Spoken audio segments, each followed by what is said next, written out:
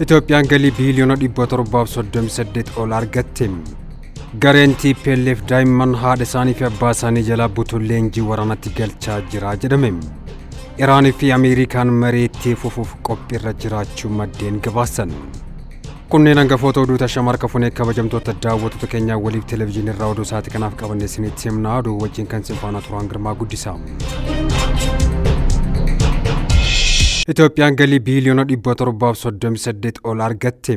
Koomishiniin Gumruka Itoophiyaa bara bajataa xumurametti qarshii biiliyoona 738 1.4 sassaabuusaa beeksisee jira. Koomishiniin Gumruka Itoophiyaa bara bajataa Itoophiyaa reefu xumuramaa jirutti galii birrii biiliyoona 738.4 walitti qabuusaa beeksisee jira. Koomishinarri Koomishinii Gumruka Itoophiyaa obbo Dabalee Qaabataa raawwii hojii waggaa koomishinichaa walii wal qabatee ibsa gaazexeessitootaaf kennaniin bu'aa hojii milkaa'ina qabu hojjechuu isaanii himanii jiru. Koomishinarri Koomishinii Gumruka Itoophiyaa obbo Dabalee Qaabataa raawwii karoora bara bajataa 2018 xumuramee dhaabbata isaanii ilaalchisee ibsa miidiyaaleef kennanii jiru. Akka koomishinarichi jiranitti koomishiniin Gumruka Itoophiyaa jalqaba bara bajataa kanaaf birrii biiliyoona 725.27 walitti qabuuf irratti kan xiyyeeffate ta'us tooftaalee walitti qabu haalaan fooyya'aa ta'e fayyadamuun birrii biiliyoona 738.4 argachuun danda'ameera jechuun kan himan. Itti dabaluudhaanis koomishinichi bara bajata isaa milkaa'inaan raawwachuusaa ibsee jira.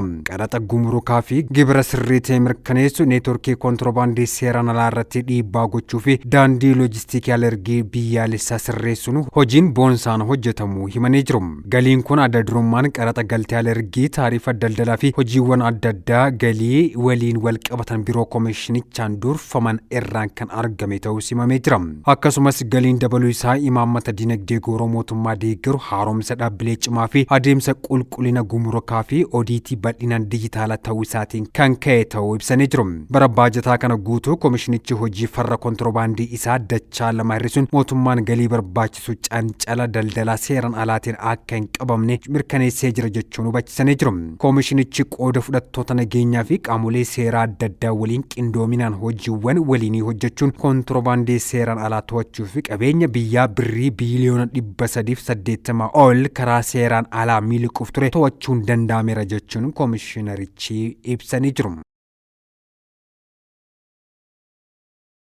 Gareen TPLF daa'imman haadha isaanii fi abbaa isaanii jalaa butuun leenjii waraanatti galchaa jiru jedhame. Afyaa'ii mana maree federeeshinii duraanii aadde Keeriyaa Ibraahim gareen TPLF dhaloota haaraa naannoo Tigraay barnoota dhoowwachuun boruu isaanii dukkaneessuun lolaaf qopheessaa jiraachuu fi badii hamaa raawwachaa jiraachuu isaanii saaxiltee jirti. Gareen badiin kun gamtaa cimdoo jedhamu jalatti of ijaaruun Itoophiyaan jeequmsa bara baraa keessa akka turtuuf carraaqa kan jiruu fi waraana garee Suudaanii fi humnoota finxaaleeyyii biyya keessaa waliinis tumsa taasisaa akka jiru afyaa'ii mana maree federeeshinii duraanii fi miseensa paartii dimokiraatawaa Simrat aadde Keeriyaa Ibraahim ibsanii jiru. Itti dabaluunis gareen kun waliigaltee nagaa Piriitooriyaa diiguun waldhabdee marsaa biraatiif of qopheessaa akka jiru haadholii Tigraay irratti gidiraatti fufiinsa qabu fidaa akka jiru ibsitee jirti. Aadde Keeriyaa Ibraahim dabalataan akka himteetti yeroo taajjabdoonni fi dhaabbileen idil addunyaa waldhabdeen naannoo Tigraay keessatti hammaachaa dhufu waliigaltee nagaa Piriitooriyaa diigamuu fi naannicha gara walitti bu'iinsaatti deebisuu danda'a jechuun yaaddoo guddaa keessa jiraachuu himtee jirti. Kanneen yaaddoo isaanii kaasan keessaa Human Rights Watch aangawoonni Tigraay labsii jalqaba baatii waxabajjii bara 2026 baasee ilaalchisee naannoo Tigraay keessatti haalli nageenyaa hammaachuu akka danda'u hubachiisee jira. Haaluma wal fakkaatuun jilli gamtaa Awurooppaa Itoophiyaatti argamu haalli naannoo Tigraay keessatti ta'aa jiruu fi gocha garee TPLF balaaleffachuun ibsa bal'aa baasee ture.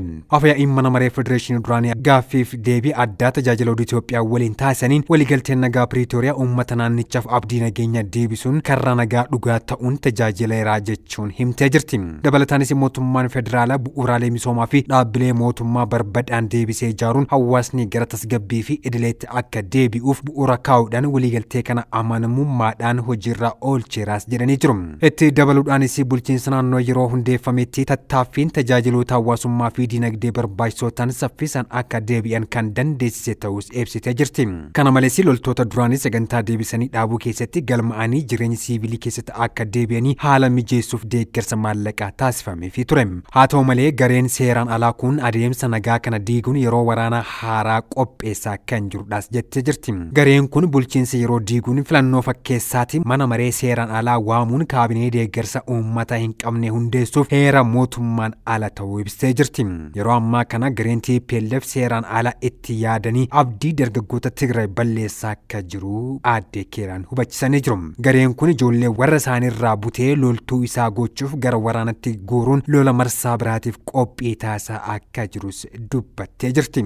Keeraan itti dabaluudhaan gareen TPLF qooda fudhattoota biyya keessaa fi alaa Itoophiyaaf diinummaa qaban waliin tumsa uumuun namoota nagaa Tigraay keessa jiran rakkina hamaaf saaxilaa akka jiru hubachisanii jiru. Haadholiin Tigraay dargaggoonni hawaasni bal'aan gocha garee kana diiduu fi ajandaa jeequmsaa kana mormuu irratti argamu. Murni kun karaa seeraan alaatiin warqee fi albuuda naannoo Tigraay keessa jiru gurguraa akka jiruu fi galii argateen meeshaa waraanaa bitachaa akka jiru himtee jirti. Akkasumas murni kun dargaggoota Tigraay gara waraana Suudaanitti akka hirmaatan taasisaa akka jiru afyaa'iin duraanii kun saaxiltee jirti.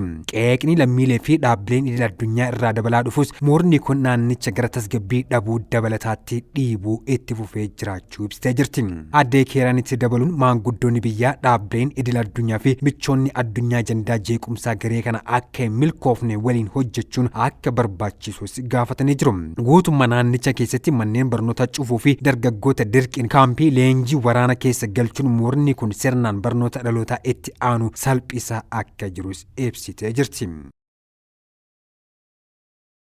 Diinagdeen Itoophiyaa Afrikaatti diinagdee saffisaan guddachaa jirudha jechuun obbo Awwaluu Abduu himan. Mootummaan naannoo Oromiyaa riifoormii diinagdee gooroo akka biyyatti jalqabame milkeessuuf kilaasteroota garaagaraa hojii fayyadamummaa hawaasa mirkaneessan hedduu hojjechaa jira. Kanneen keessaa kilaasterri horataalee mootummaa isa tokko yoo ta'u, galii naannichaa guddisuuf bu'aa qabeessummaa mootummaa dabaluuf hojjechaa jira. Guyyaa irraas kilaasterri horataalee mootummaa gama gabaasa raawwii hojii bara 2018 waajjira pirezidaantii mootummaa naannoo Oromiyaa bakka pirezidaantii mootummaa naannoo Oromiyaa obbo Awwaluu Abduu argamanitti gaggeeffamee jira. Obbo Awwaluu Abdii sagantaa gama gabaasa raawwii kilaastera kana irratti argamuun haasaa taasisaniin waggoottan 5 darban qormaata guddaa fi qunnamaa turan dandamachuun injifannoo argame irratti aggaammiin taasifamu qolachaa gama biraan ammoo hojii misoomaa hedduu milkeessaa ture jiran. Jijjiiramaan dura sadarkaa miindaa kaffaluu dadhabuu fi namoonni miiliyoonaan lakkaa'aman hirkattummaa jala turuu ibsanii hojii inisheetivii adda addaa bocamee hojjetameen garuu of danda'utti cehuu simanii jiru. Yeroo ammas diinagdeen Itoophiyaa sadarkaa Afrikaatti diinagdee saffisaan guddachaa jiru ta'uu kan ibsan obbo Awwaluun rakkoo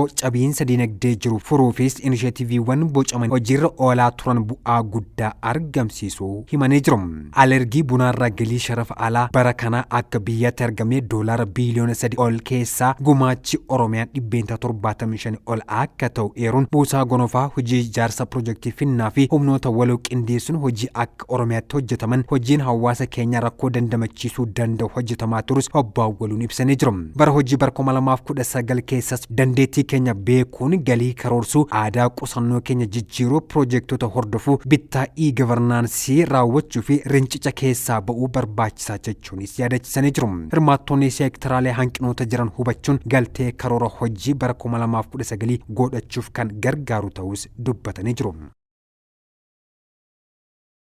Mariin biyyaalessaa Itoophiyaa seenaa biyyattii keessatti yeroo jalqabaatiif bakka bu'oota guutuu biyyarraa dhufanuun 4,000 hirmaachisuun dhimma biyyaa irratti ni mari'atu jedhame. Hirmaattota guutuu biyyarraa bakka bu'an yaa'ii marii biyyaalessaa irratti hirmaachuuf magaalaa Finfinneetti argamaniif adeemsa maricha irratti hubannoon kennameefii jira. Mari'attootaan baga nagaan dhuftan kan jedhan Komishinarri Olaanaa Komishinii Marii Biyyaalessaa Piroofeesar Masfin Ariyaan yaa'ii marii biyyaalessaa taa'amuu seenaa Itoophiyaa keessatti yeroo jalqabaaf akka ta'e dubbatanii jiru. Itoophiyaanonni duudhaawwan rakkoo waloo hiikuun biyya ittiin cimsan qabaachuu eeruun duudhaawwan nageenyaa adeemsa ammayyaa'aa waliin wal simsiisuun dhimma biyyaa irratti mari'achuun waliigaltee biyyaalessaa uumuuf mari'attoonni gahee irraa eegamu akka bahuu akka qaban dhaamanii jiru.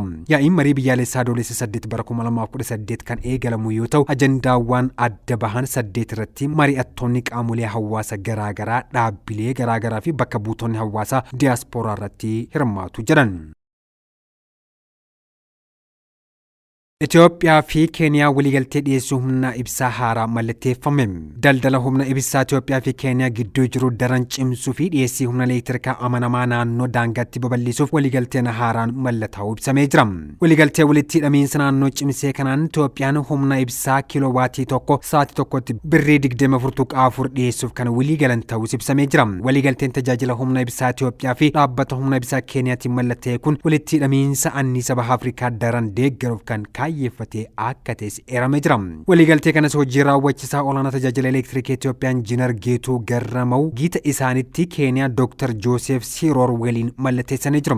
Injiinar Geetuu Garramuu waliigaltichi mul'ata waliinii baha Afrikaa caalatti walitti hidhamiinsa dhugoomsuuf kan gargaaru akka ta'es kan ibsan. Anniisaan madda qabeenya qofa osoo hin taane riqicha uummata gara guddina dinagdeetti fufiinsa qabutti geessu akka ta'es himanii jiru.